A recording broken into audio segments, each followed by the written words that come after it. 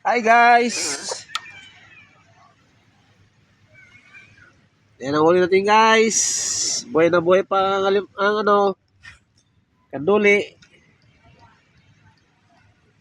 Tapos yung lapu-lapo. Sarap to guys. Oh. Nasipa pa eh. Oh. Naglambat pa yan. Pare. Naglambat yan. Ayun. Sa malalim siguro maraming isda. Maraming isda siguro sa laot. Mga limasa guys, huli natin oh. Yan.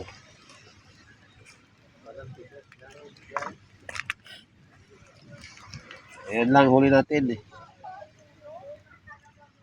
Yan. Op. Hulog pa. Op. Yan guys. Sana yung nahulog. Nahulog pare. White pa.